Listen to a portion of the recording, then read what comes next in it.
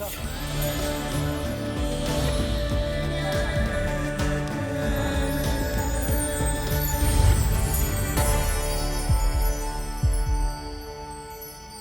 जी देखिए, आज तारीख है 1 नवंबर तरफ से भी। हाँ, ये तो और आज पूरी दुनिया आज के दिन को वर्ल्ड वीगन डे के तौर पर मनाती है। लेकिन हैरानी की बात यह है स्वामी जी कि आज भी बहुत सारे लोग कंफ्यूज हैं। कंफ्यूजन इस बात का है स्वामी जी कि वीगन और शाकाहार क्या ये दोनों एक ही हैं या इनमें कुछ फर्क भी है? तो जरा इस उलझन को सुलझा दीजिए पहले आप।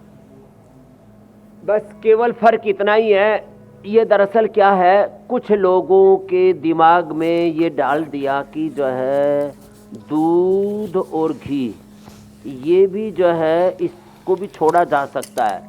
तो इसके क्रिटिसिज्म के साथ छोड़ने का मैं विरोधी हूँ, लेकिन एक बात ज़रूर कहता हूँ, जो अच्छी गाय भैंस हैं वो 15, 20, 25, 30 और कुछ तो विदेशी नस्ल की गायें वो 40-50 किलो तक दूध देती हैं। भाई आप सही तरीके से दोहन करो ना। देखो गलत तरीके से तो शाक सब्जियां पेड़ पौधे इनको भी बोना उगाना खाना गलत हो जाएगा, उसका एक तरीका होता है। तो सही तरीके से दोहन किया हुआ दूध गाय का या भैंस का कोई उसमें अपराध नहीं है, कोई पाप नहीं है, क्योंकि उतना उसका बच्चा पी ही नहीं सकता। एक बच्चा अधिकतम 5-10 लीटर दूध पी सकता, उससे ज़्यादा पी नहीं सकता। जिसका 20, 30, 40 लीटर दूध है, हम पहले आधा दूध बाद में 1 थन बच्चे के लिए छोड़ते थे और उसी को पीते थे। ये हमारी परंपरा रही है। तो दूध में कोई हिंसा नहीं है, दूध में किसी प्रकार की कोई जीव हत्या नहीं है, कोई वायलेंस नहीं है, कोई क्रुएल्टी नहीं है।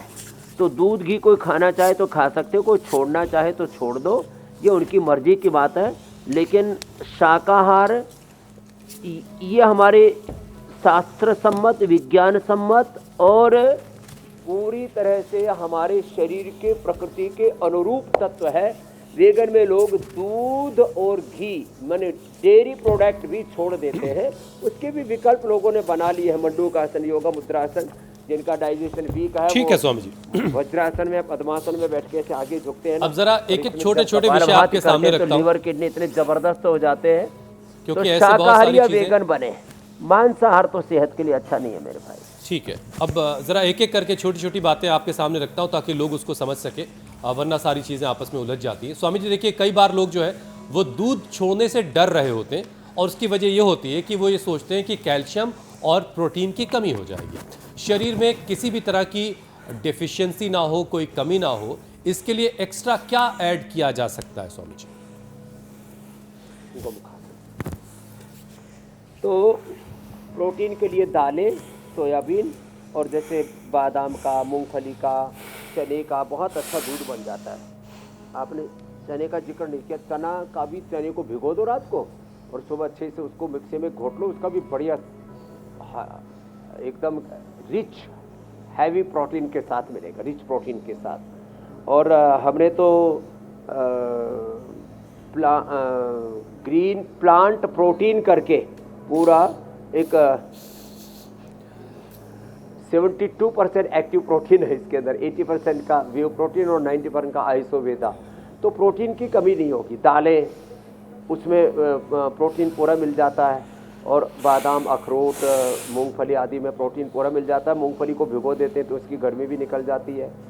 तो प्रोटीन और कैल्शियम, कैल्शियम तो जितने भी मिलेट्स हैं, रागी, बाजरा, जवार, मकई, चौलाई, सिंघाड़ा, ज़बरदस्त इनमें कैल्शियम, ज़बरदस्त इनके अंदर आयरन और बाकी भी जितने भी मल्टीविटामिन्स हैं वो सब मिलेट्स में होते हैं। इसलिए मिलेट्स का सेवन जो करते हैं फिर उनको, शाकाहारियों को या वेगन्स को किसी भी प्रकार की कोई डेफिशिएंसी होती ही नहीं है।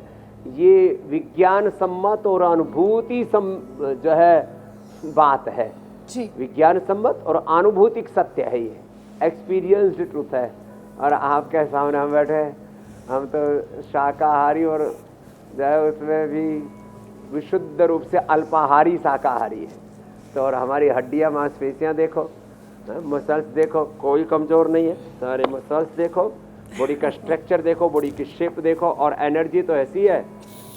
आज 60 साल के पास हम पहुंच गए तो भी 25-30 साल बच्चों को पछाड़ देते हैं।